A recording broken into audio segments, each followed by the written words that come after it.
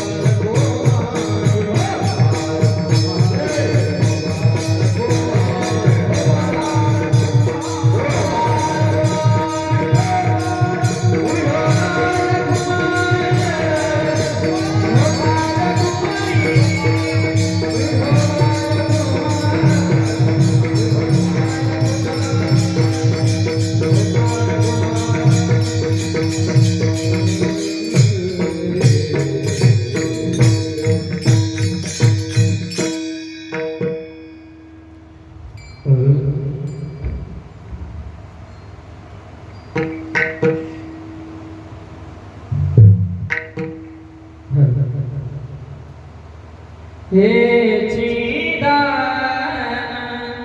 देगा देवा हे देगा देवा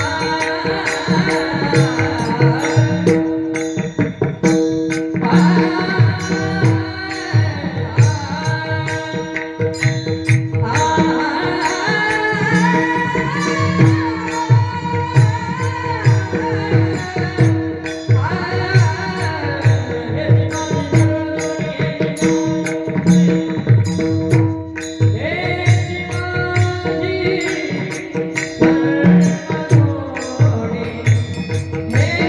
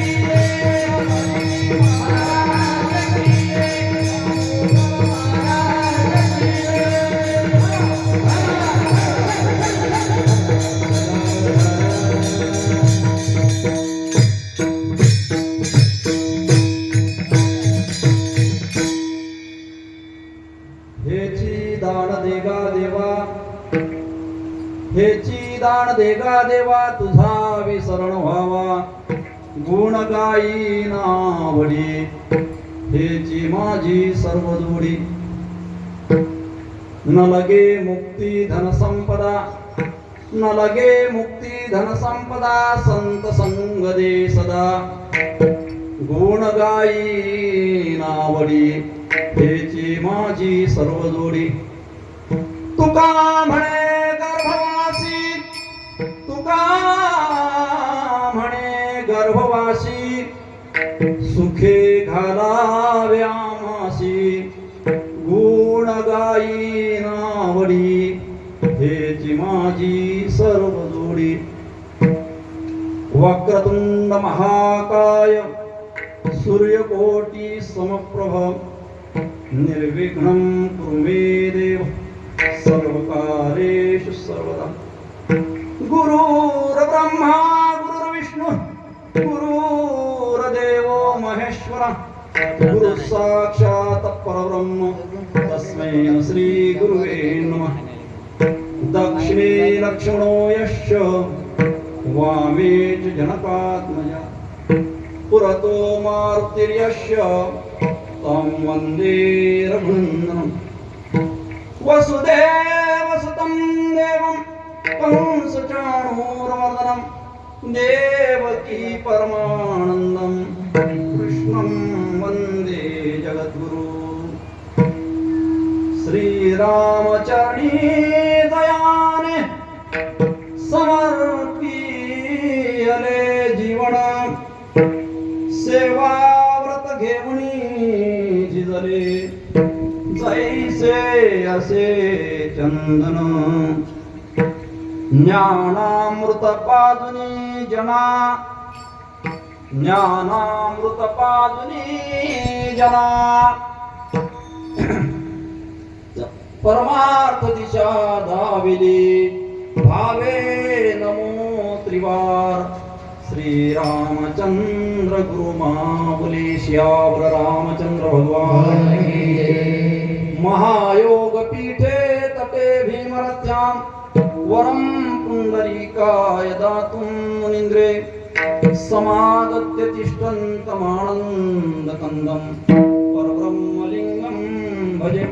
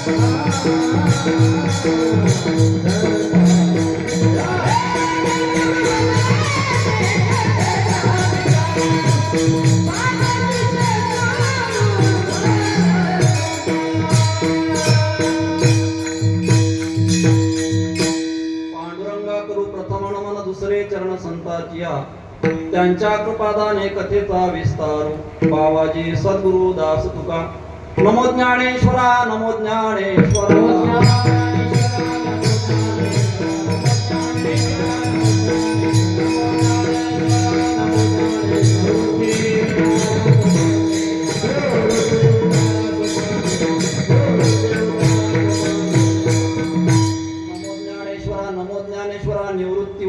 सोपान देवा मुक्ताबाई नमो त्रिभुवन पावनी आदत्रय जननी ज्यांचे गावी केल्या वास त्यांचे विषयी नसावे उदास हे दुःख भंजे हे दुःख भंजन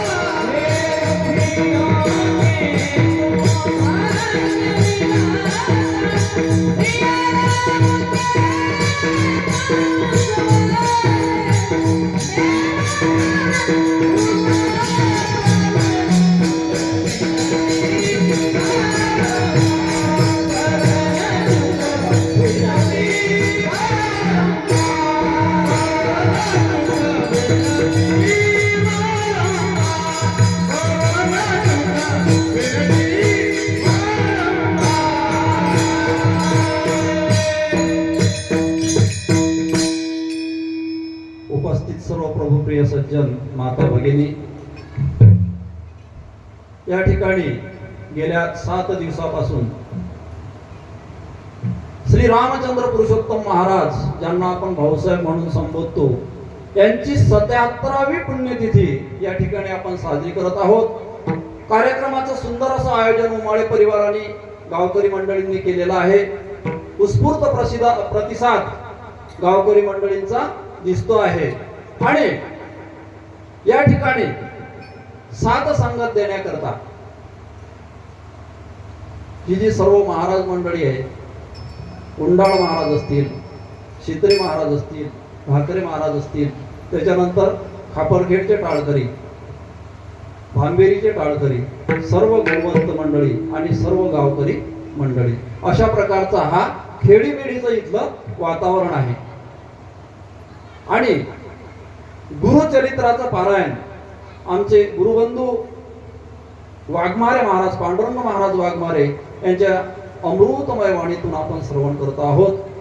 अशा या पुण्यतिथीच्या कार्यक्रमानिमित्त माझ्या वाट्याला आलेली ही सेवा आणि या सेवेकरता निवडलेला अभंग जगतवंदनीय वैराग्याचे मूर्तिमंत पुतळे ज्ञानदेवे रचिला पाया तुका झालाशे कळस या उक्तीप्रमाणे भागवत संप्रदायाचे असलेले कळस वेदांताचा तो अर्थामाशीचा ठावा इराण्य भाव वा वा भारमाथा असं ठणकवून सांगणारे देहुनिवासी संत तुकाराम महाराज यांचा 4 चरणाचा सर्वांच्या परिचयाचा असा असणारा अभंग असून मागणीपर प्रकरणातील हा अभंग आहे. आणि प्रस्तुत अभंगातून तुकाराम महाराज गर्भवासासारख्या कठीण यातना स्वीकार करून माईक जे आहे धनसंपत्तीचा सर्व त्याग करून आणि फक्त तुझा विसर न व्हावा एवढी मागणी या अभंगातून करताय. ठराव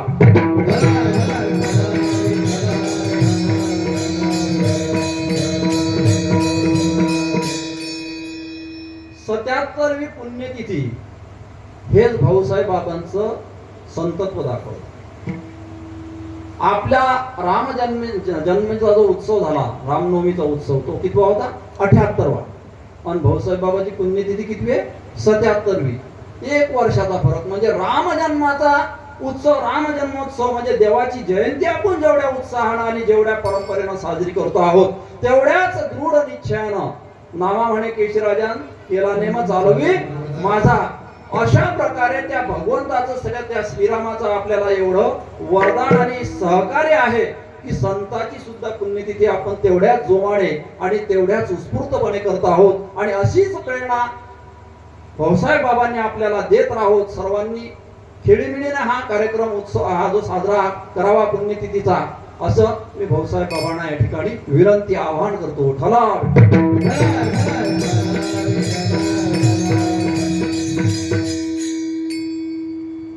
आज या ठिकाणी कीर्तन जे आहे ते उशिरा लागलेलं आहे. समयदाना समयदाना भलते काही भलते नाना. इतर जर बोलत बसलो तर अभंगावर काहीच बोलता येणार नाही. इतरच बोलण्यात वेळ जाईल, म्हणून अभंगाकडे वळतो. अभंगाची सुरुवात हेची या शब्दाने आहे आणि हेची हा शब्द निश्चितीकरण दाखवतो.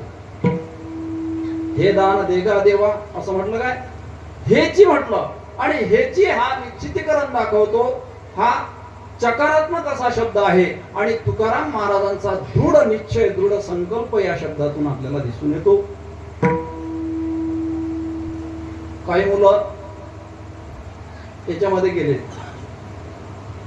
यात्रा भरलेली आहे आणि त्यांच्या आई वडिलांच्या सोबत मुलं आहेत.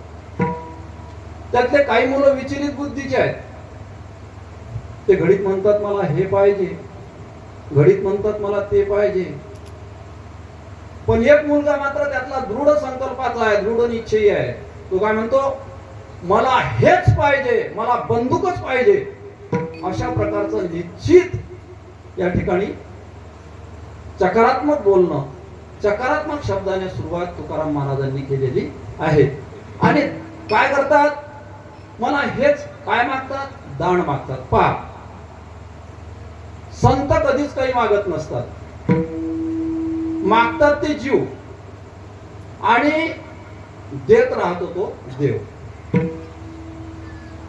संतांची मागणी व्यापक सर्वसमावेशक आणि तुमची आपली मागणी स्वार्थी. मंदिरात गेल्यावर सगळे जण काय मागतो आपण, देवा बाप्पा सुखाशी ठेव. विद्यार्थी असेल तर काय म्हणे, देवा बाप्पा मला पास कर, की बाकीच्या सगळीले पास कर मग नंतर मला पास कर असं म्हणते. असं नाही, आपण स्वार्थी मागतो. परंतु संत जे आहेत ते संत मात्र सर्व समावेशक मागतात, सगळ्यांसाठी मागतात. नामदेव महाराजांनी एका ठिकाणी मागणी केली, आकल्प आयुष्य व्हावे तया पुढा माझ्या सकळा हरीच्या दासा. सकळा हा शब्द सर्व समावेशक आहे, सामूहिक आहे, व्यक्तिगत नाही. आणि सर्वांसाठी त्यांनी मागितलं काय, आकल्प आयुष्य व्हावे तया पुढा. ज्ञानेश्वर माऊलींचा जर विचार केला तर पसाय दानामध्ये आता विश्वात्मके देवे येणे वागेत न तोषावे. आणि पुढे जाऊन मागणी केली, भूता परस्परे जोडो मैत्र जीवांची. मग भूता म्हणजे काय, काय चुडेल भूत म्हटलं काय त्यांनी. भूता या शब्दाचा अर्थ आहे प्राणी मात्र. सर्व प्राणी मात्रांना एकमेकाविषयी दयेची, मैत्रीची, सहानुभूतीची वृत्ती प्राप्त हो, निर्माण हो, अशा प्रकारचं व्यापक मागणं ज्ञानेश्वर माऊलींनी मागितलं. परंतु जीवांना मात्र याचं ज्ञान नाही. जीव कधीही सर्वांसाठी मागू शकत नाही, तो फक्त संकुचित वृत्तीनेच मागू शकतो. दृष्टांत सांगतो, अधिक महिना येऊन राहिला आता नाही काय, पुढच्या महिन्यामध्ये अधिक मास लागतो. त्याला पुरुषोत्तम मास किंवा मलमास सुद्धा म्हणतात. त्या मलमासाच्या पोथीमध्ये पद्मपुराणामधली एक कथा आहे.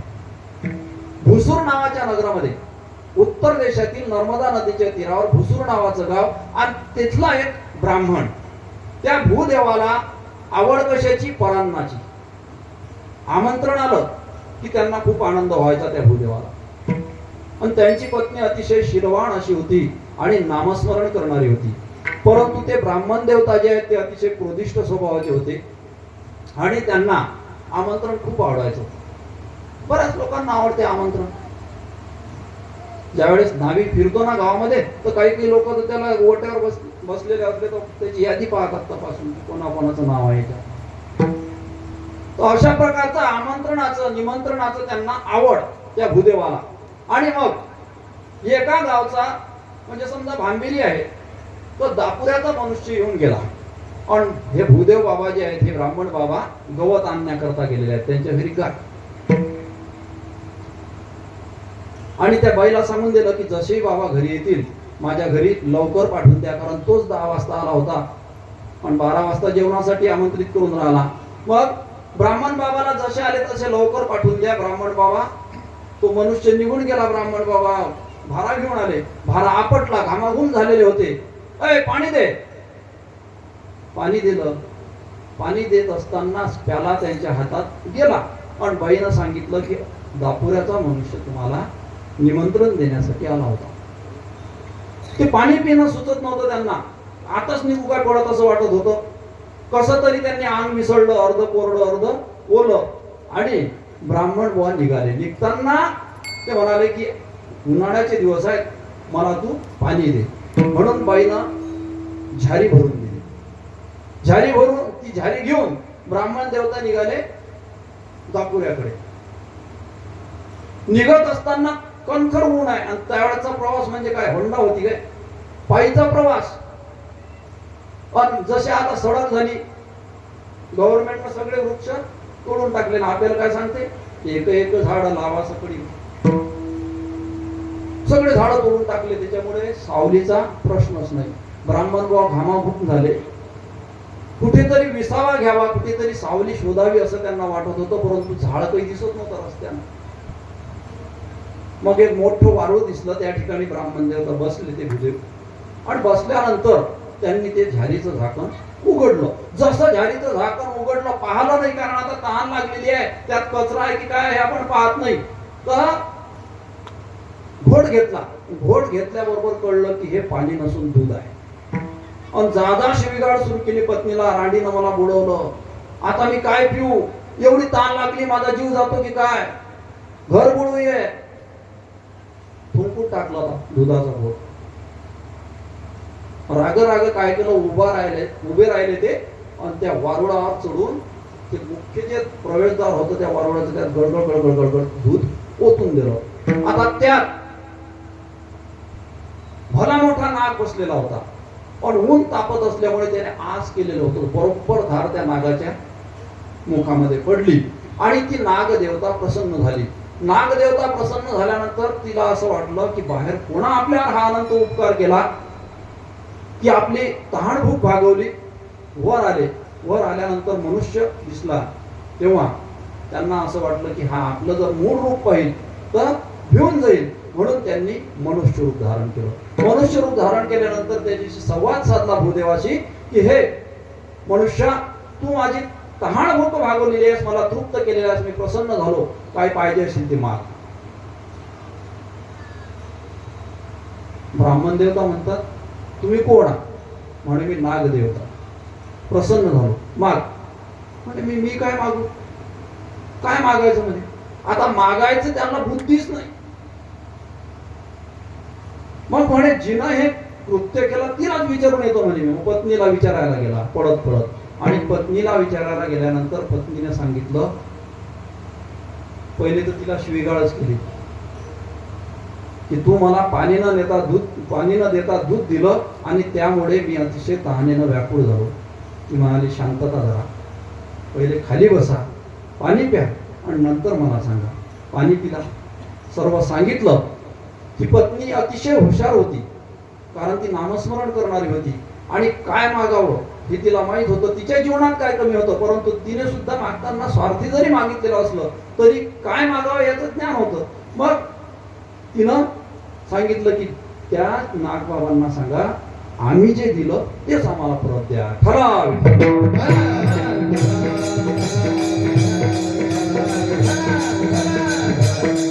समजने वाले को इशारा काफी. स्वार्थी मागणी झाली, मागण्याचं ज्ञान पतिदेवाला नाही. अशा प्रकारे काय मागावं याचं ज्ञान नाही. दोघं दाम्पत्य होते, त्यांना एक मुलगी झाली लग्नानंतर, आणि मग ते त्या मुलीला दवाखान्यात घेऊन चालले होते. समोर एक गाडी होती आणि त्या गाडीवर लिहिले होतं, सुरक्षित अंतर ठेवा. या बाईनं ते वाचलं. बाई होती शिकलेली पण माणूस होता अडाणी. दवाखाना केला, घरी आले. संध्याकाळच्या पायरी चहा पाणी झालं. ते म्हणते, हा ऐका ना. म्हणते, सांग ना. मला असं वाटते की महागाईचा काळ आहे, सर्व महाग आहे, तर आपण असं करू, सुरक्षित अंतर ठेवू. पण तुझ्या विचारानं तू होच्या पुढे नाहीच्या मागे होता. मग सुरक्षित अंतर ठेवायचं ठरलं आणि करता करता 10 वर्षाची ती मुलगी झाली. 10 वर्षाची मुलगी झाली आणि हिला आता असं वाटू लागलं की आपल्याला एक मुलगा असायला पाहिजे. मग युद्ध पातळीवर त्यांचे प्रयत्न सुरू झाले, नवस साया सुरू झाले. सत्वर पावगे मला भवानी रोडगा वाईल तुला. त्याच्यानंतर जेजुरीलाही गेले ते, खंडेराया तुझं करतो नवस. मग नवस सायास करून थकले, डॉक्टरकडे गेले. डॉक्टरकडे गेल्यानंतर वंध्यत्व निवारण प्रसूती रोग तज्ञाकडे गेले ते. नाडी तपासण्याकडे गेले नाहीत, आमच्या गणेश भुजीकडे आले नाहीत ते. मग ते गेले दवाखान्यात गेल्यानंतर ते तिच्या घरचे बुवा गेले डॉक्टरकडे आणि बाई गेल्या डॉक्टरींकडे. मग डॉक्टरींबाईनं याला काही प्रश्न विचारल्यानंतर ते सांगितलं की तसं आता काहीच नाही. डॉक्टरींबाई म्हणत आज लोक तू झोपी गेली होती काय, आता तुला चेव आला, जाय म्हणे. गेले ते दिवस आणि राहिल्या त्या आठवणी. आता तू मुलाला जन्म देऊ शकत नाही, तुझी लायकी राहिलेली नाही. म्हणजे कधी काय मागावं याचं ज्ञान जीवाला नाही. परंतु संतांचं मात्र तसं नाही. संत जे मागतील ते शाश्वत मागतील, परमार्थिक मागतील, प्रापंचिक कधीही मागणार नाही. मग या ठिकाणी तुकाराम महाराजांना प्रत्यक्ष पांडुरंग म्हणतो आहे की तुकाराम महाराज तुम्ही काही मागा. कारण गेल्या 8 पिढीपासून हा भगवंत तुकाराम महाराजांचा काय ऋणी आहे आणि त्यामुळे त्या ऋणाचं त्या देवाच्या डोक्यावर ओझं झालं आणि देव त्यांच्या पुढे ताठ मानेनं काही उभा राहू शकत नाही, त्याची मान झुकून जाते. पण आज मात्र तुकाराम महाराजांनी काहीतरी मागावं या आशेनं तो ताठ मानेने त्यांच्याकडे म्हणतो आहे की तुकाराम महाराज तुम्ही काहीतरी मागा, तुकोबा तुम्ही काहीतरी मागा. तुकाराम महाराज म्हणतात की आजपर्यंत आम्ही काहीच मागितलं नाही. काही मागणे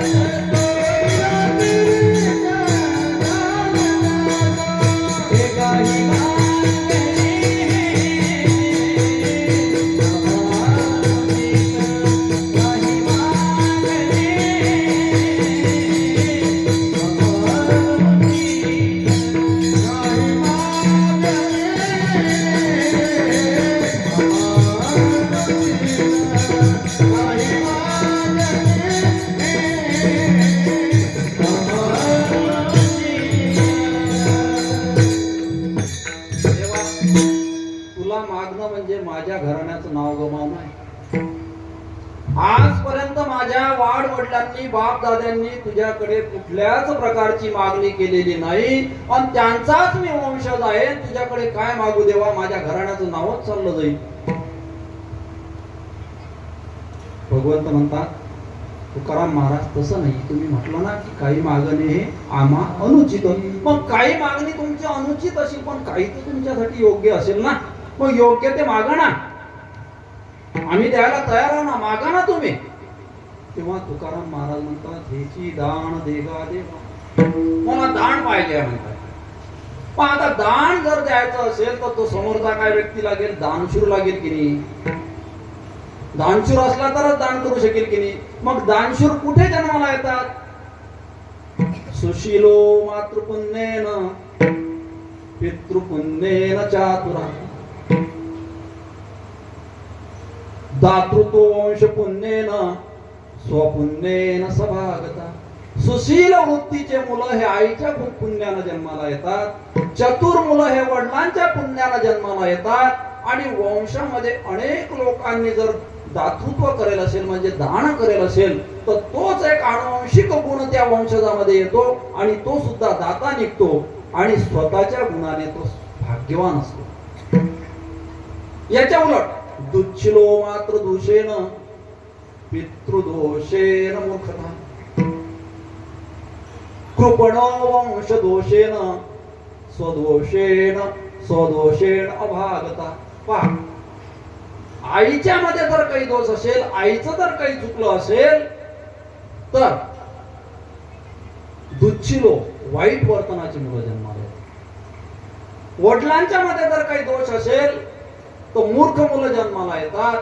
आणि वंशामध्ये जर काही दोष असेल, कधी जर काही दान धर्म केलाच नसेल तर कंजूस मुलं जन्माला येतात. आणि स्वतःच्या कर्मानं, स्वतःच्या दोषानं कोणते मुलं जन्माला येतात? अभागता, दरिद्री.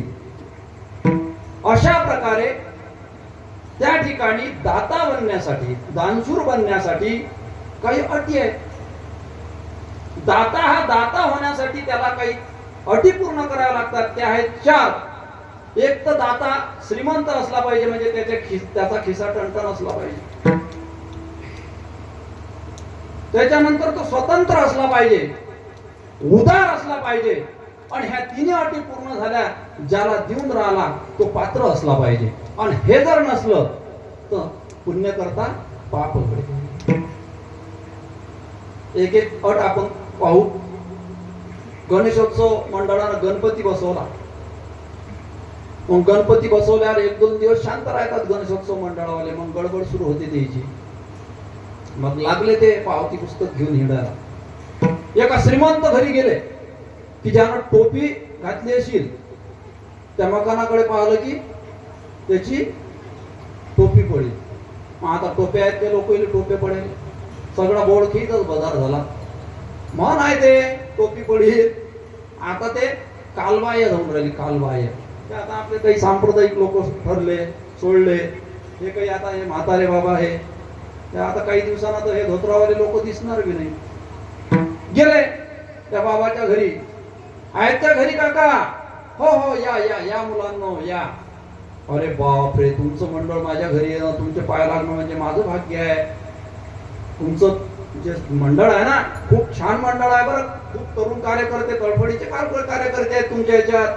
आपल्या गावामध्ये चांगला एक उपक्रम तुम्ही राबवून राहिले. गणपती बसवला, अन्नदान करता दरवर्षी. येईल असं वाटलं की यंदा पंक्तीचा पुरा खर्च काकाच देतात वाटतं. काकाचं पाल्लाड सुरू होतं. आतून आवाज आला, काय लावलं पाल्लाड? देऊन टाका त्यांना 51 रुपये. त्यांना तुमच्यासारखे रिकामे आहेत का ते? अधिक त्याला सगळं गाव हिंडा लागते. श्रीमंत आहे पण स्वतंत्र आहे काय? बांधलेला आहे कोणाचा तरी, त्याच्यावर बंधन आहे, चाबी आहे दुसऱ्याच्या हाती त्याची. हा झाला श्रीमंत. दुसऱ्या एका माणसाच्या घरी गेले ज्याची मध्यम परिस्थिती आहे. आता गणपती म्हटलं की काय असते? पावसाळा. त्याच्या घरी गेले, बसले. या मुलांना या. अरे काय गळे हो, या सगळ्या गणपतीला वर्गणी देण्यासाठी 10,000 रुपये घरी विड्रॉल करून आणले होते बँकेतून काढ. पण काय करा, हा पोरगा टायफॉइड झाला, रक्त लघवी तपासा, सलाईना द्या. बंदेचे बंदे 10,000 चालले गेले. नाही तर तुम्हाला घडव खरोखर 1,000 रुपयाची पावती तर यावर्षी फाडलीच असते. याचा अर्थ याची देण्याची इच्छा आहे. तो श्रीमंतही नाही, पण देण्याची इच्छा असून, उदार असून त्याच्याजवळ खिशाची काही सोय नाही. खिसा त्याला आज्ञा देत नाही. नंबर 3, मग गावच्या कोपऱ्यावर गेले, वर्गणी मागत चालला. आता गाव सरत गेले आपल्या मनोबदार रोडच्या इकडे. खूप श्रीमंत लोक तिकडे गेल्यानंतर खूप आदर सत्कार केला त्यांचा. मस्त बोलले ते काका. या मुलांना पाणी दिलं, चहा दिला. आणि शेवटी म्हणतात, सांगा कितीची पावती फाडायची? मुलं म्हणतात, तुमची जेवढी इच्छा असेल तेवढी. अरे तुम्ही सांगा ना कितीची पाहिजे? नाही तुमच्या मतानं तुम्ही जे म्हणसान ते. 5,000 रुपयाची पावती फाडली. श्रीमंतही आहे, स्वतंत्रही आहे आणि उदार पण आहे. आता अशा प्रकारच्या 3 अटी पूर्ण झाल्या. मग आता हे मंडळ, मग आता सगळेच सारखे असतात काय? यांना दिलेलं जे दान आहे ते या पोरीनं काय ठरवलं की हे 5,000 या काकाचे काही सगळे माहीत करू नका आपल्या मंडळात. त्यातले काही ते मॅकडॉवेल्स ब्रँडीवाले होते, ते म्हणत या 5,000चा आपण उपयोग करू. सांगा आता त्यांनी दिलेली जी वर्गणी आहे ते सत्पात्री दान झालं काय? नाही झालं. एखादी गाय आहे, गाय दान केली, कोणाला? ब्राह्मण बोला नाही, कसायला. सत्पात्री दान होईल काय? ते म्हणजे दान होणार नाही. पुण्य करता पाप घडेल, नरक यातना भोगावं लागतील देणाऱ्याला. अशा प्रकारे ह्या 4 अटी पूर्ण कराव्या लागतात. त्यावेळेस कुठे तो मनुष्य दाता होतो, म्हणजे दान देण्याच्या लायकीचा होतो. मग या ठिकाणी दान देणारा कोण आहे? भगवंत आहे. आणि त्या भगवंताजवळ काय नाही, ज्याच्या आज्ञेने वेद बोलतो, ज्याच्या आज्ञेने सूर्य तुझ्या साठेने वेदांशी बोलणे, तुझ्या साठेने वेदांशी बोलणे, तुझ्या साठेने वेदांशी बोलणे, तुझ्या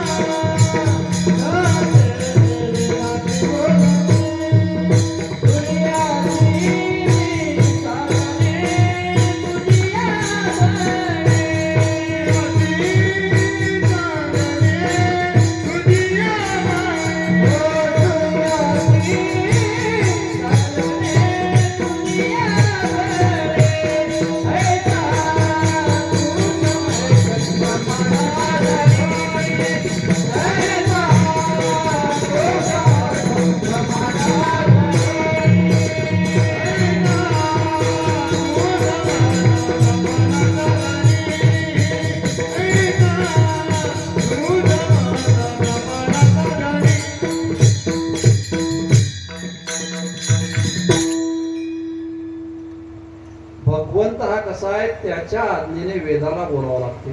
त्यानं म्हटलं तरच सूर्य चालतो, नाही तर सूर्य उगवत नाही. आणि अशा प्रकारचा समर्थ असणारा ब्रह्मांडाचा धनी तुकाराम महाराजांच्या समोर उभा आहे आणि मागायला. मग अशा प्रकारे ब्रह्मांडाचा धनी आहे, एवढी शक्ती त्याच्यामध्ये आहे. मग तो श्रीमंत आहे काय?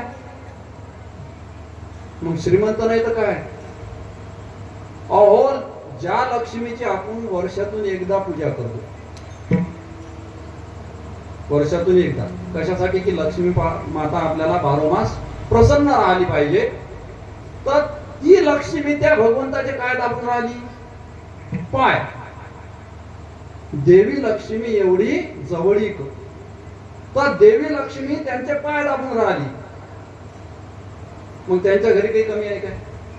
लक्ष्मी त्यांची दासी आहे. मग आता देवानं लक्ष्मीला कुठे ठेवलं? पायापाशी. आणि आपण कुठे घेतलं? डोक्यावर. कसं काय चालेल? आवरीन काय आपल्याला? नाही.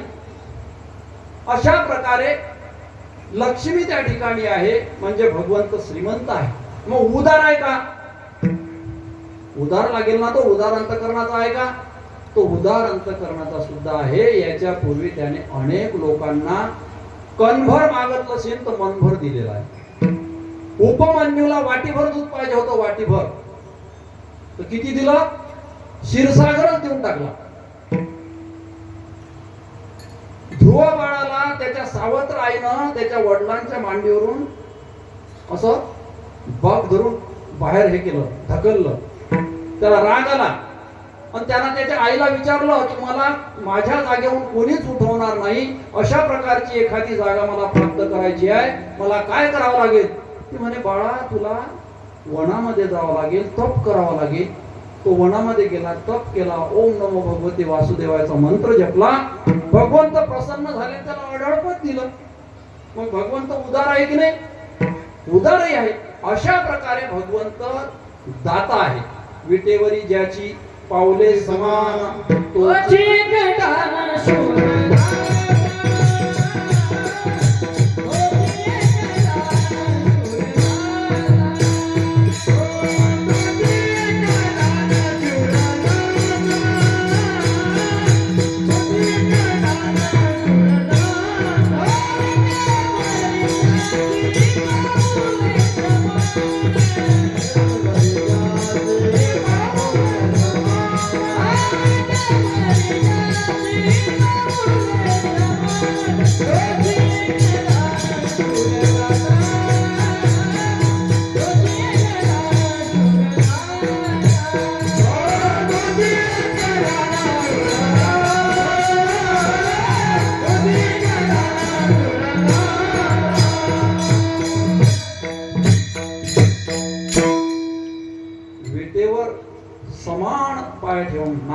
दृष्टी ठेवून उभा असणारा तो भगवंत, त्याच्यासारखा दानशूर या ब्रह्मांडामध्ये कोणी नाही. आणि तो तुकाराम महाराजांना म्हणतो, तुम्हाला वाटते ना उचित आणि अनुचित, कुठल्याही प्रकारची शंका तुमच्या मनामध्ये ठेवू नका. तुम्हाला जे उचित वाटत असेल ते मागा. आज मी दान द्यायला तयार आहोत तुकाराम महाराज, मग काय उचित आणि काय अनुचित जीवांना कळते. आपल्या धर्मपत्नीने दिवाळीच्या वेळेस आपल्याला साडीसाठी आटावं, एखादी पैठणी आणण्याचा आग्रह धरावा, हे मागणी काय झाली उचित. दिवाळीला साडी आणली, संक्रांतीला म्हणते मला 1 ग्रॅमची नथ लागेल म्हणजे लागेल. तो म्हणते मोनू तुला माहित आहे, ए मोनू आपला कापूस घरात आहे, नाफेडला आपण सोयाबीन दिलेलं आहे, त्याचे पैसे आले नाही, सगळं पीक आपलं घरात आहे, तू ऐक ना, असा हट्ट धरू नको. नाही, खुंखार वल्लेबाज होऊन राहिली. आता बायेचं चालत असते तोंड, माणसाचे काय चालत असतात, हा हिरवी निर्वी करून टाकली त्यानं. अनुचित मागणी. अशा प्रकारे काही मागण्या उचित असतात, काही मागण्या अनुचित असतात. मग तुकाराम महाराजांना आग्रह धरल्यामुळे तुकाराम महाराजांनी अभंगाच्या पहिल्या चरणामध्ये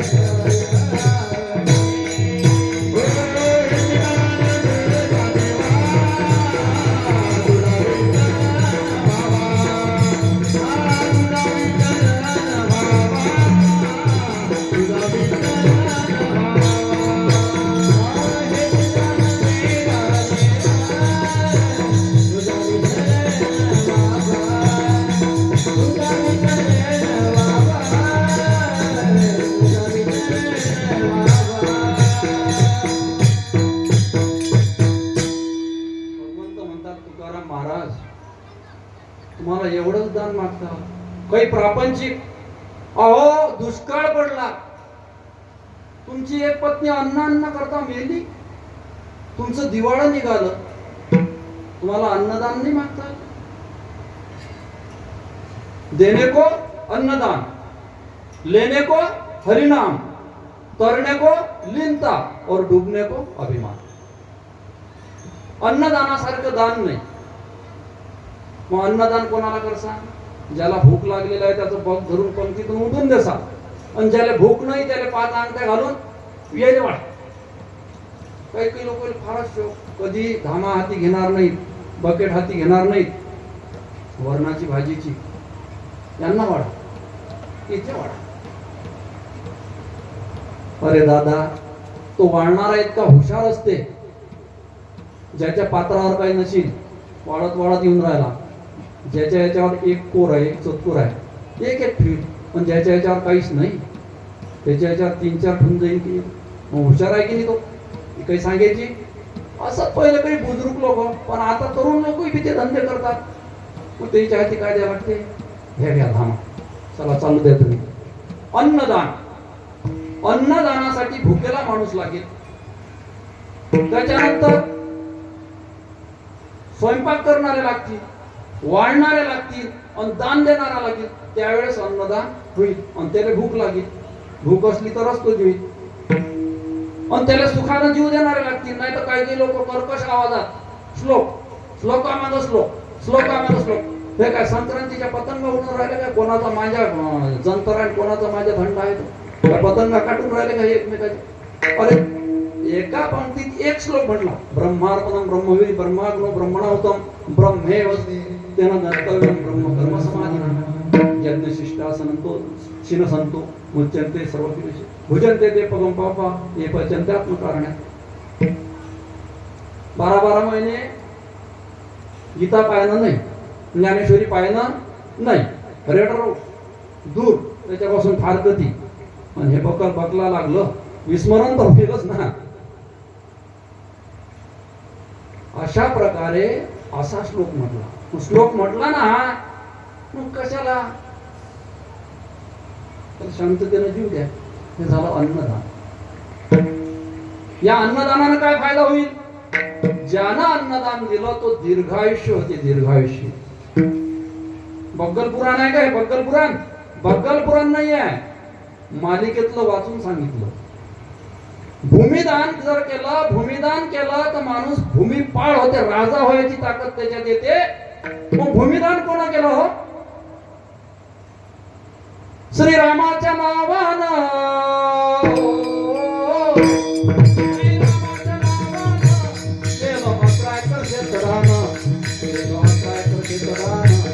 माझ्या भाऊचा माझ्या भाऊचा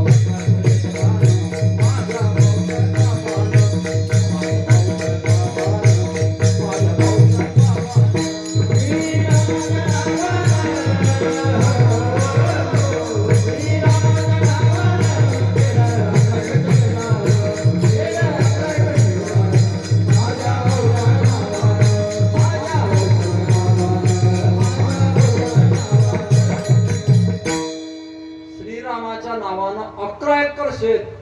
त्यावेळेस कोण्या वेळेस, ज्या वेळेस असे पगार होते काय, असे 4 व्हीलर गाडीत येऊन राहिले. 4 व्हीलर गाडीत मास्तर लोक, मास्तरीन सोलापूरले तर मास्तर हैदराबादले. तिला सोडून देते हैदराबादले. शास्त्र काय सांगते सांगू तुम्हाला, मला टीका करायची नाही, या वस्तुस्थिती सांगायची आहे. लाईव्ह सुरू आहे हे, बरोबर आहे ना.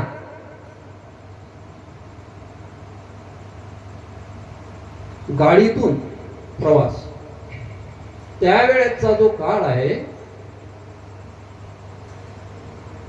भाऊसाहेब महाराजांच्या काळातला, तो असा काळ होता की मुलगा जर मास्तर लागत असतील तर मायबाप म्हणत, बाबू आपल्या 11ला चक्कर मारला तर बस होते, नसती नोकरी करत बसू नको, घर की रोटी खाऊन मामू के बकरे चराव रे ते काम.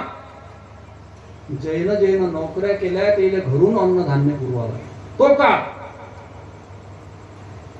भाऊसाहेब बाबाच्या नंतर काही काळानंतर असं सांगतात बुजुर्ग लोक की 4 मास्तर लोकांना एकाच दिवशी आत्महत्या केली. त्यावेळेस मास्तर लोकांचे पगार वाढले. मी सांगून राहिलो, तो शास्त्र सांगते नाही काय. शास्त्र काय सांगते की प्रवासी हा रोगी असते, रोगी. पण हे लोक काय करून राहिले, कोणी 50 किलोमीटरवर येऊन राहिलं, कोणी 100 किलोमीटरवर येऊन राहिलं. कायसाठी? ज्ञानदान करायसाठी, मुलांना शिकवण्यासाठी. मग तुम्ही नाडी परीक्षा करता, रोगी माणूस शिकू शकेल काय? टीका नाही आहे, मी शास्त्र सांगून राहिलो. अशा त्या काळात एक एक पैसा जमा केला, एक एक पैसा. पण काय केला शिक. आणि आजकालचा आपण लोक काय करून राहिलो, आमच्या याच्यातले आमचे जातभाई आहेत ना, काय करून राहिले, उच्च लेवलचे लोक माहित आहे तुम्हाला, आश्रम बांधून राहिले, स्वतःचा आश्रम, मठ. मग भाऊसाहेब बाबाच्या त्या काळात 11 एकराच्या पैसे स्वतःचा मठ होत नव्हता काय. श्रीरामाला काय 11 एकर द्यायला लागत होतं, ते आपच गाव पाहून घेत होतं. रामदा आणला होता तुमच्या गावात, ते तो इथं हन्यास आणूच तुम्ही आणू दिला, एकदम आणू दिला काय, काही वर्ष तर वटा पडायला राहिला. संतांची कधी जिवंत असताना किंमत झाली. गजानन महाराजला कोण पहिले मानलं, आता पुढचा वारी सांगू. अरे हुसानं झोडपलं, हुसानं. गजा म्हटलं, गण्या म्हटलं, ताकण्या खात का म्हटलं, पण तरी राग नाही मानला. ज्या उसानं झोडपलं त्याचे वंत अंगावर उमटलेच नाहीत, पण स्वतःचं योग सामर्थ्य दाखवलं आणि त्याच उसाचा रस्त्यालाच पाजला. आठव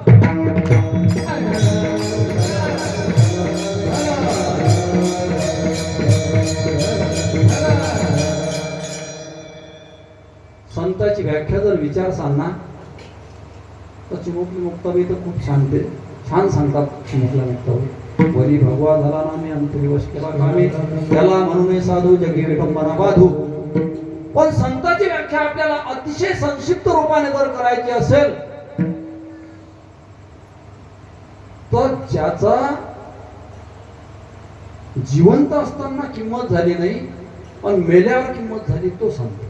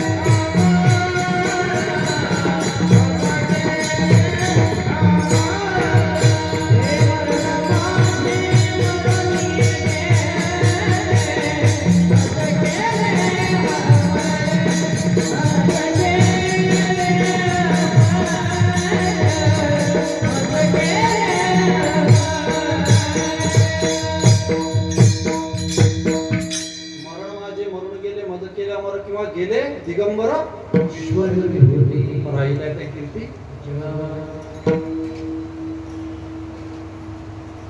श्रीराम प्रभूला तुमच्या गावात स्थापन केल्यानंतर दूरदृष्टी की पूजा ब्राह्मणाच्या हातून झाली पाहिजे, दररोज पूर्णाचा नैवेद्य मिळाला पाहिजे. याला आपण काय म्हणू, व्यवस्था असं म्हणू. आता आपण काय शहाणपणा करून राहिलो, नवीन मंदिर स्थापन करण्याचा कार्यक्रम आपण हाती घेतला. ज्या गावात जे मंदिर आहे त्या गावात तेच मंदिर म्हणजे शंकरजीचं मंदिर जर असेल तर दुसरं शंकरजीचं मंदिर बांधायचा आगोपणा आपण कधीच करू नये. कारण पहिल्या शंकरजीच्या पिंडीवर जर कुत्रे रोप लावत असतील तर त्याच्या व्यवस्थेचं पहिले हे पहा, नंतर नवीन मंदिर बांधा. मग तुमच्यात सामर्थ्य असेल तर ज्या देवतेचं मंदिर तुमच्या गावात नाही त्या देवतेचं मंदिर बांधण्यासारखं नाही. गणपती दुर्गा देवीवर जर मी बोललो तर किती लोक आमच्या घरावर गोटे घेऊन येतील सांगता येत नाही, पण फक्त ते मीच मांडू शकेन.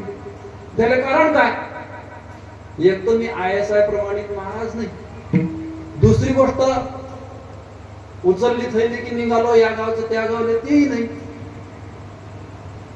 जैल धंदा चालवा लागली तेल तर त्याच्यावर कीर्तन करायसाठी त्या ठिकाणी ते सप्ते घेतील तर ते तर जातील. मग त्याची दुकानदारी बसवतील काय ते की हे वाईट आहे ते वाईट आहे, ते जर टीका करत बसले तर ते मंडळ बोलायला काय ते नाही, आमच्यासारखे बोलतील. कारण आम्हाला ते कोणाशी घेणं देणं नाही. निवडणुकीत उभं राहायचं आहे काय नाही, ग्रामपंचायतच्या सदस्यत्वाची आम्हाला आशा नाही. लहानसं गाव आहे हो चंडिकापूर. अकोट तालुक्यात पत्रट वस्ती आपल्या गावासारखी, आपल्याच गावात जवळपास गावी मला वाटते चंडिकापूर. एक गाव एकच देवी चंडिका माता. तुमच्या गावात देवी किती आहे? बाजाराच्या कोपऱ्यावर आश्रमाता हा मेस्को माता, आपल्या मातंगपुऱ्यात मरी माता, तिकडे पुढे गेलं की भवानी, आणि इकडे आलं की जगदंबा. गावाच्या 4 कोपऱ्यावर 4 देवी. तरी आपल्या गावात मंडळ किती? 5. मग 5 मंडळ आहे, ठीक आहे, देवी बसवल्या का संध्याकाळी आरतीला कोणी दिसत नाही, सामसूम आहे. सप्तशतीला गेल्यानंतर मला सप्तशती, तिकडे काय सप्तशती. याला देवधर्म म्हणत नाहीत, याला व्यवस्था म्हणत नाहीत. जर त्या ठिकाणी तुम्ही कशाची स्थापना करून राहिले तर त्याची व्यवस्था झाली पाहिजे. या दृष्टिकोनातून, या दूरदृष्टीतून माऊलींनी आपल्या भाऊसाहेब बाबांनी ते दान दिलं. यातून भाऊसाहेब बाबा निष्काम कर्मयोगी होते हे स्पष्ट होते. कुठेच जावं लागत नाही, चरित्र वाचलं नाही तर चालते. निष्काम कर्मयोगी होते. कुठल्याच प्रकारची कामना, कुठल्याच प्रकारचा लोभ त्यांच्या मनामध्ये नव्हता. आणि जर तो असता तर त्यानं अशा प्रकारचं दान केलं नसतं. अशा प्रकारचे झालं हे भूमिदान. कन्यादान, कन्यादान व्हायच्या आधी, कन्यादान म्हणजे लग्नात कार्यक्रम असतात आला. मग आता काय, कोणता कार्यक्रम जमा दिला? हळद. मी बंबमपूरला कीर्तनाला गेलो. कुठे? बंबमपूर. नकाशात कुठेच पाहू नका. तिकडून वापस आलो तर ते नाक झोपलेली. म्हटलं हे तर लवकर पहाटे उठते, आपल्या लोकं देते.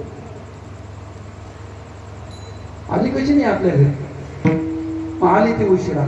मी घरी पोहोचलो होतो. ते म्हणे आबाजी म्हणे मी रात्री झोपतेच नाही. म्हटलं काय ग? म्हणते त्या माडीवर का मंडप दिसते. मंडप हो, तिथे हळद होती.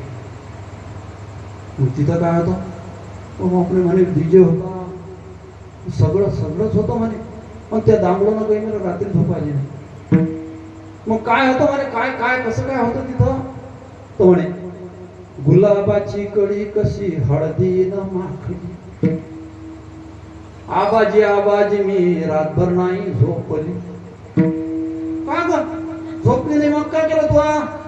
काय केलं तू? कोण कशी नाचली अवघी मोबाईल मध्ये टिपली. तिनं तिचा व्हिडिओ काढला. आता ते किडे आहेत लहान लेकरं त्यातले, आपल्याला समजत नाही तेवढं ते समजते. मला काढून दाखव. अरे बाप, तेवढे लोकांचे पिवळेच, कोणी बाया असतील तर पिवळ्या साड्या, पोरी असतील तर पिवळे ड्रेस, माणसं असतील तर पिवळं शर्ट. म्हटलं हे तर जदुरीत दिसून राहिली सगळी. मग आता संदीप महाराज, नामदेव महाराज ज्या वेळेस कीर्तन करतात, देवशुद्धीवर राहत नाही नाचता पण कीर्तनात नाचते. यायचा धांगड दिला. ते सावध करायला कोण आहे? कबीर महाराज. अची कोणाला सावध करी? कारण यायचं कुठे असते? तू उठ, तू पण उठ, आता सगळेच उठा. आता सगळेच उठल्यावर मग कोणाला सावध करी? ठला.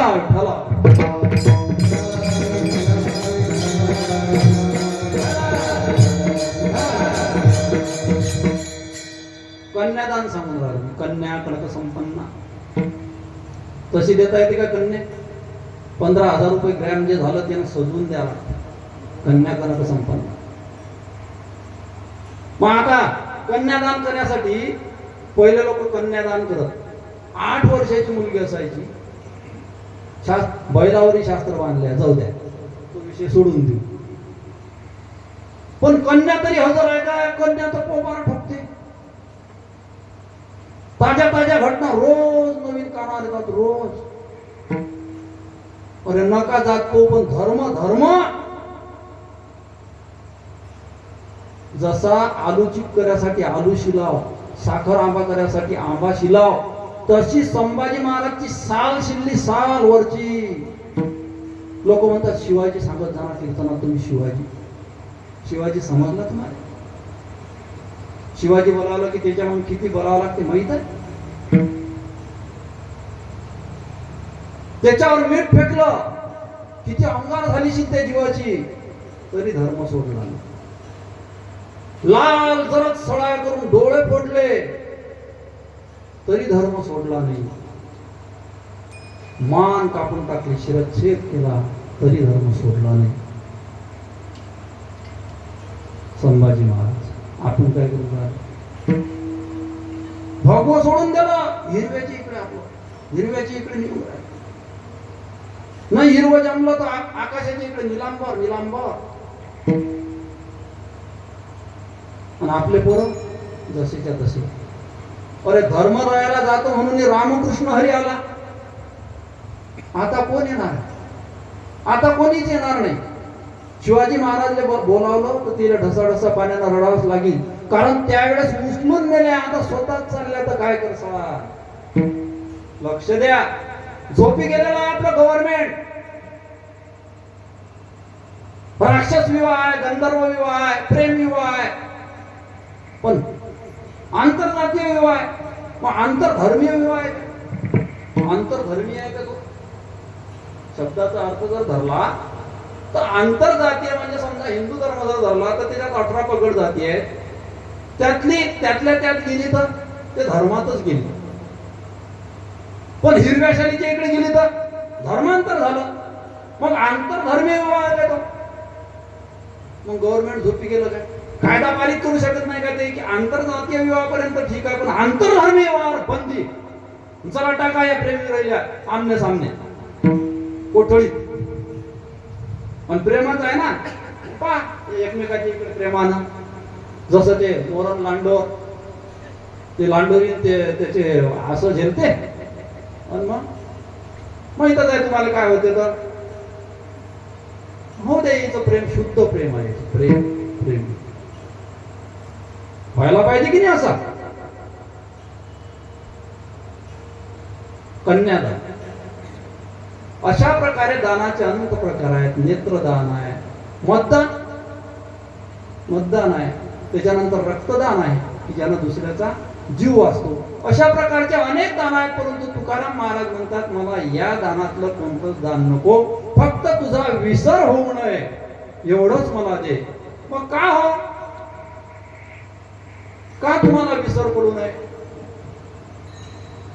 तर मी जीवन जगत असताना माझ्या जीवनामध्ये फक्त पांडुरंग असावा. पांडुरंग ध्यानी, पांडुरंग म्हणी, जागृती स्वप्नी पांडुरंग. भगवंता मला दुसरा कोणीच नाही झाला तर चालते, परंतु तू माझं व्हावा, तो माझं व्हावा, तो माझं व्हावा, तो माझं व्हावा. तुझ्याशिवाय मी जीवन जगू शकत नाही. तू म्हणजे माझा आत्मा आहेस, परमात्मा.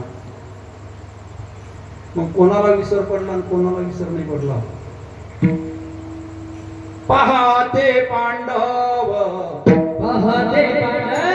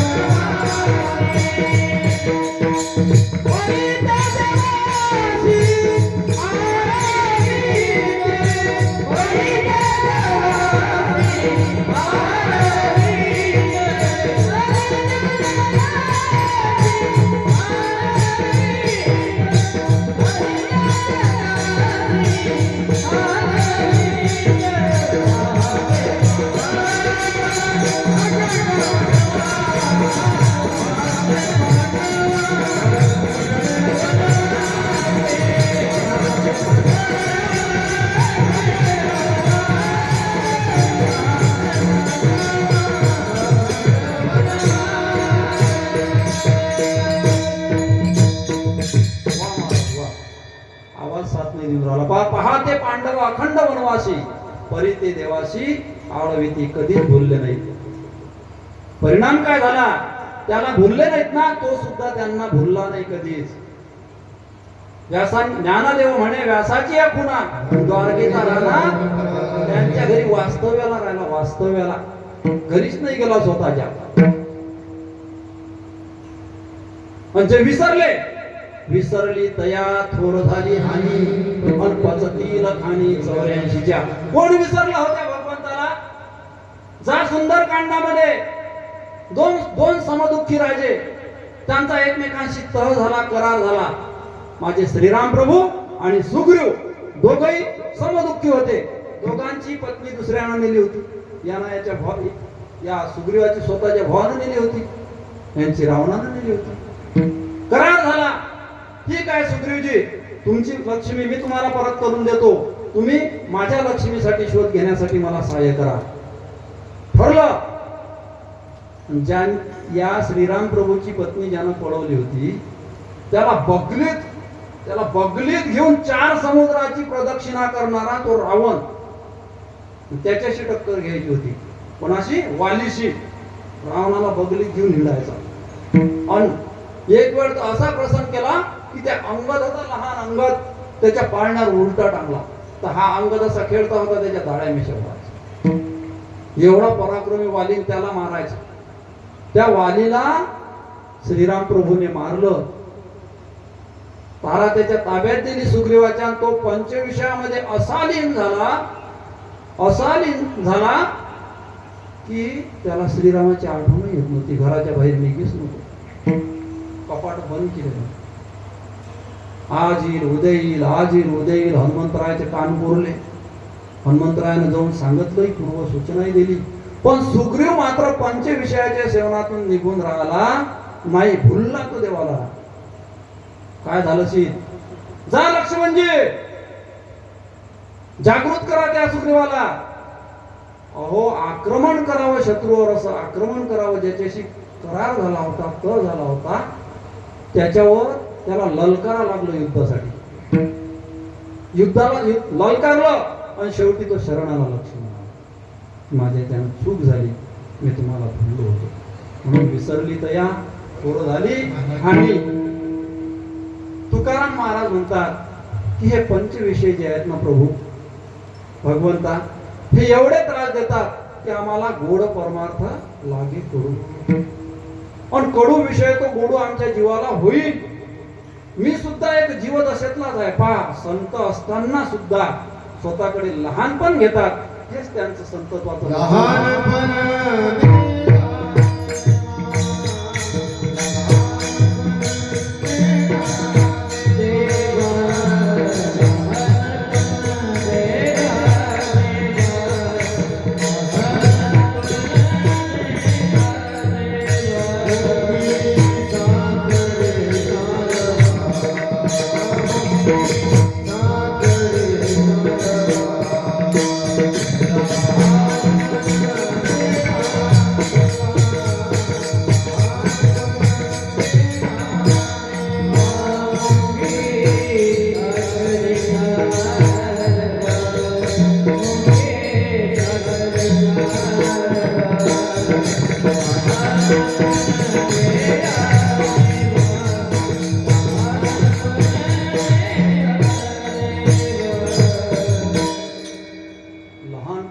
देवा मुंगी साखरेचा रवा ऐरावत रत्न थोर त्याशी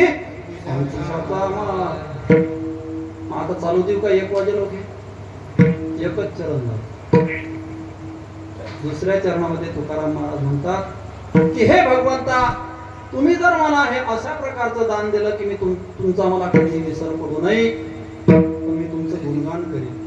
म्हणू नका, गुणगान करीन. प्रमाण म्हणतात. मग मी गुणगान करीन म्हणजे काय करीन? गुणगाईना आवडी म्हणजे मी तुझं नाम संकीर्तन करीन, कीर्तन करीन. मग कीर्तन म्हणजे काय? हो, धोतर नेसा, फेटा बांधा, टाळकरी बोलावा, हे एवढा मोठा नवे हा खेळ एकल्याचा.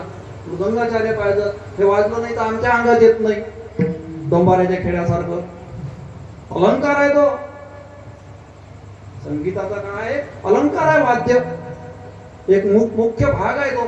तर आम्ही नामसंकीर्तन करू, कीर्तन करू, तुमचं गुण गाऊ असं तुकाराम महाराज म्हणतात. भगवंताला शंका येते की वारे वा तुकाराम महाराज एवढी मोठी मागणी मागतात की माझा विसर पडू नये, पण म्हणतात फक्त मी तुमचं गुण घेईन. माझे गुण गाणारे तर खूप रिकामे आहे, दुसरं काही करता येत नाही. योग करायला पाहिजे, ध्यान करायला पाहिजे, धारणा करायला पाहिजे, समाधी लावायला पाहिजे. एवढे चांगले चांगले साधना आहेत, भारी भारी साधना आहेत. ज्ञानेश्वर महाराज म्हणतात नाही, योगयाग विधी येणे नव्हे सिद्धी वयाची उपाधी धर्म. हे धर्म, हे जे साधना आहेत हे आता कामाचे नाही. एक दृष्टांत सांगतो. जे पांडव आहेत हे पांडव निजधामाला निघून गेले. राजा परीक्षित गादीवर बसला. एक दिवस आपल्या राज्यामध्ये भ्रमण करत होता राजधानीमध्ये, आणि तेवढ्यात त्याला एक एवढा अक्राळ विक्राळ माणूस दिसला की राजा परीक्षितीला सुद्धा भीती वाटली. हातात हत्यार घेतलेला आहे, गायीच्या मागे लागला. गायीच्या मागे लागला, गायीच्या मागे लागला, गायीवर वार करा. तेवढ्यात परीक्षितीला जेवढा, माझ्या राज्यामध्ये गायीवर हे करणारा, हत्यार चालवणारा तू कोण? तलवार काढली आणि त्याला माराव. त्यानं पाय धरले. क्षमस्व, क्षमस्व राजे, क्षमस्व. परिचय, मी कली. तुला माझ्या राज्यातून हद्दपार करून टाकतो. क्षमस्व प्रभू, जागा द्या, जागा द्या. 4 ठिकाणी जागा दिल्या, वर्णन करत बसणार नाही. त्या परीक्षिती राजाने कलीला प्रश्न विचारला, हे कली, तुझ्या अंगामध्ये सद्गुण किती आहे? पण अजिबात नाही. सगळ्या दुर्गुणांचा मूर्तिमंत पुतळा म्हणजे मी. दुर्गुणांचा मूर्तिमंत पुतळा म्हणजे मी कली. माझ्यात फक्त एकच सद्गुण, एकच सद्गुण. माझ्या राज्यामध्ये, माझ्या काळामध्ये जो हरिनाम घेईल त्याचा उद्धार होईल आणि त्याला भगवंत भेट देईल. कलियुगा माझी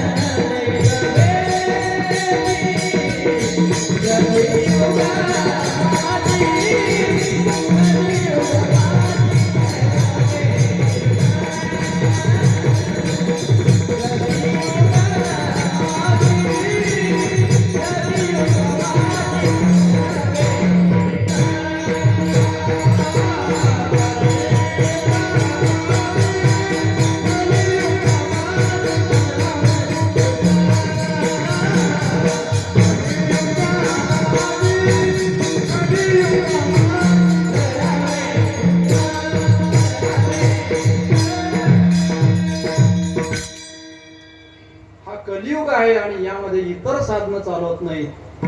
नाना साधनांच्या केल्या हातवटी किंवा करारे बापांनो साधन हरीचे. अशा प्रकारचे नाना साधनं भगवंता तुझ्या प्राप्ती करता असले तरी या ठिकाणी फक्त नाम संकीर्तन, तुझे गुण गाणं हेच साधन योग्य आहे आणि मी तेच करील. तुझं गुण गात राहील. विठोबा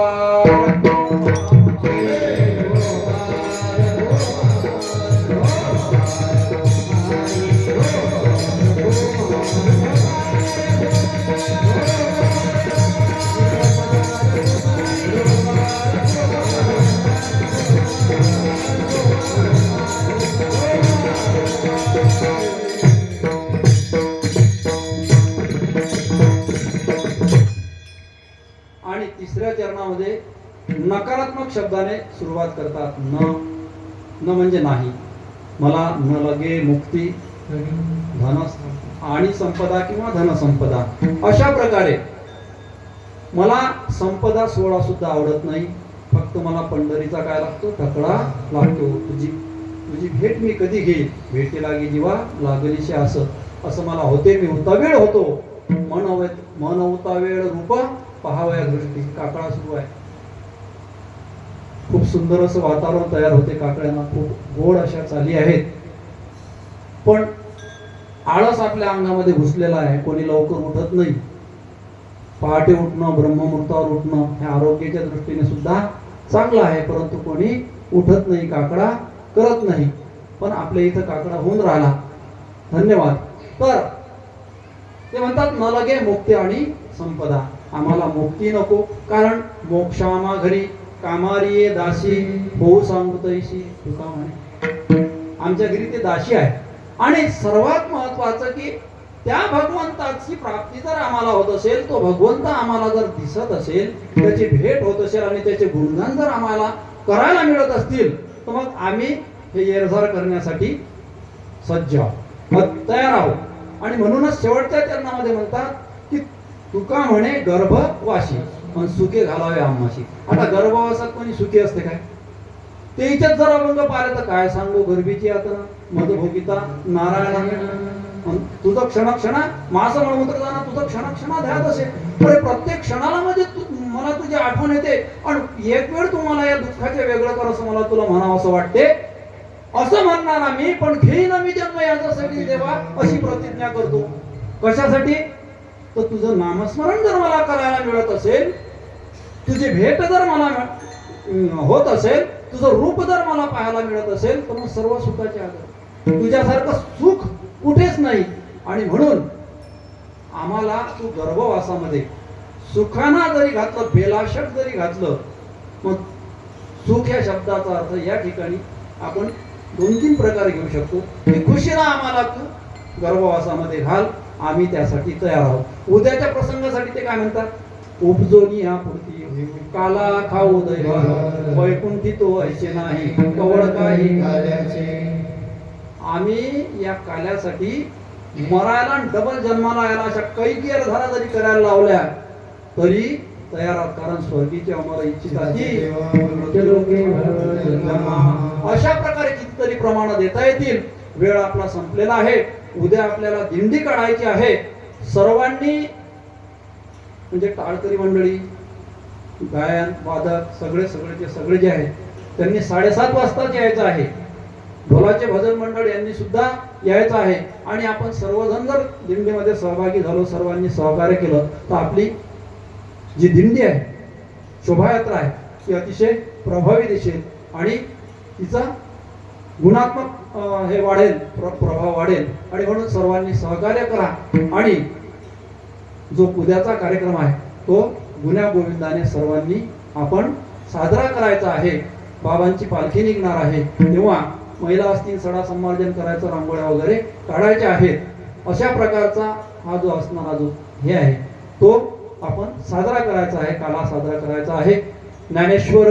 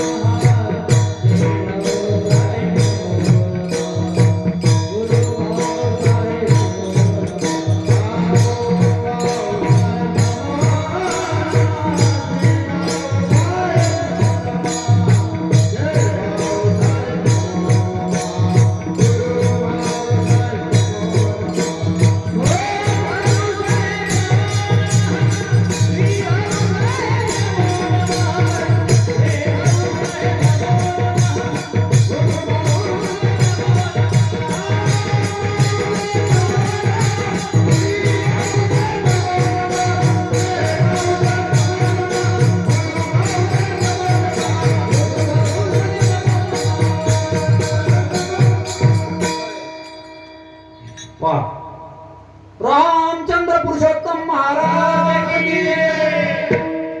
आज या ठिकाणी माझ्या कीर्तनामध्ये भरपूर लोक येतील याची मला जाणीव होती. म्हणून केदार महाराजांना सांगितलं होतं की टाळकर यांच्या एकदम पायथ्याशी तुमची गादी टाक जा, म्हणजे हे लोक समोर बसू शकतील. सोबत एक गुंड्याचा घोडा आणला होता, केदार महाराज घेऊन ठेवला होता. कशासाठी माहित आहे? लोकांना असं नाही म्हटलं पाहिजे की सदू महाराजच्या कीर्तनात पुत्रही नव्हतं. आलं की नाही? आलं की नाही? फक्त केदार महाराज उठले, पटकन तो गोळा फेकून द्यायला होता. मी आता ते लाईव्ह आहे, त्याच्यामध्ये पुत्र दिसलं की नाही. माझी अपेक्षा होती सत्य इमानदारीने मी हा विनोद करावा असं मला वाटत होतं, परंतु मी केला नाही. शेवटच्या क्षणी भाऊसाहेब बाबांनी त्याला काय दिली? प्रेरणा दिली. पण शेवटच्या क्षणी बरोबर त्याच्या समोरून चाललं गेलं. आता कोणी आक्षेप घेईल काय की सदू महाराजचे कीर्तन पुत्रही नव्हतं. तरी न्यूनते पुरते अधिकते सरते करून घ्यावे तू ते विदितसे. पायाच्या प्रसादे काही मोडील विनोदे मला क्षमा करणे संती नवे अंगभूत युक्ती. नवे हा उपदेश तुमचे बडबडलो शेष अन तुमच्या कृपेचे पोसणे जन्मोजन्मी तुका. अशा प्रकारचा असणारा हा अभंग अतिशय उच्च कोटीचे अभंग आहे, प्रासादिक वाणी आहे आणि त्याचा जो अर्थ आहे तो माझ्या अल्पमतीप्रमाणे मी सोडवला आहे. अशाच प्रकारचा अर्थ संतांना अभिप्रेत असेल असं आपण म्हणू शकत नाही. म्हणून झालेली जी काही चूक आहे ती माझा प्राकृतिक दोष म्हणून मला माफ करा. आणि जे काही मी या ठिकाणी योग्य बोललो असेल ते सद्गुरू भाऊसाहेबांचीच कृपा आहे असं समजून ते ग्रहण करा. जे चांगलं असेल ते घेऊन जा, वाईट इथे सोडून द्या. जय विठ्ठल.